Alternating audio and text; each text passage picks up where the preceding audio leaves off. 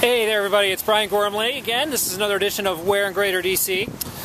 For those of you who don't know, we film all over the Greater DC-Baltimore region, different location each week. First person to send a correct guess of our location to support@cornerstonepropertieshomeinfo.com. That's support@cornerstonepropertieshomeinfo.com gets the free prize, whatever we're giving away this week.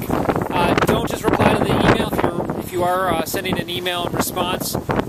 It goes to the wrong place. Send it to support email only, please. Okay, so this week we are talking about deeds in lieu of foreclosure and why they may be better or worse than other alternatives that homeowners have. So a deed in lieu of foreclosure typically is when you proverbially sign over the house to the bank. You give them the keys, as it were.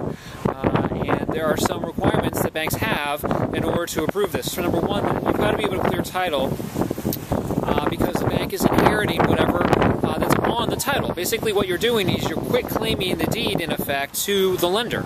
So they inherit whatever else is on the title. If there's a second lien, if there's a delinquent homeowners association, whatever it may be, water bill, then the bank is inheriting that. Why would they want to inherit a $15,000 or $20,000 or $50,000 homeowners association bill, PNC second lien, whatever, when they can just foreclose and wipe all that stuff out? They wouldn't. So you've got to have clear title, otherwise the deed in lieu does not work. Okay, so that's number one. Number two, a deed in lieu for your credit report if you're a homeowner shows up just like a foreclosure. So it's maybe a tad bit better, but basically it's a deed in lieu of foreclosure, if you want to finish the full sentence, deed in lieu of foreclosure, but it is in fact really just a foreclosure. You're giving the bank the deed. It's a voluntary transfer of interest as opposed to involuntary, which is a foreclosure, but in effect it's the same thing.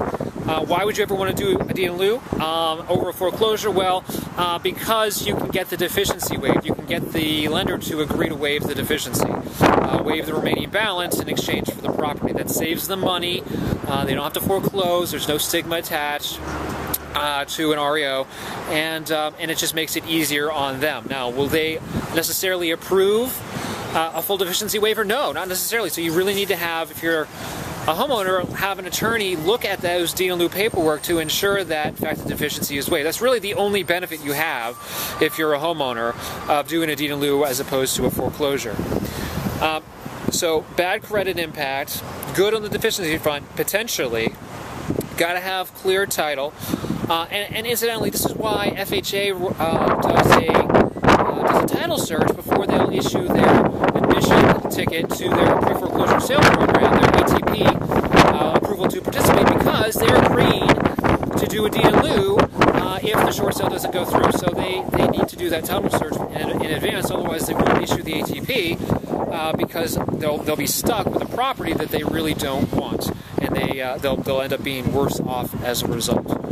Okay, so hopefully that's clear. There's a little bit of nuance to all of this stuff. Certainly a short sale is going to be better than a deed in lieu 9 times out of 10, because you can get that foreclosure obviously avoided, and you can get the deficiency waived in a short sale without having the negative credit ramifications of deed in lieu. So definitely, if you're a homeowner or if you're an agent talking to a homeowner, consider the short sale before you do the deed in lieu, and certainly consider the deed in lieu before you do a foreclosure, kind of in that order.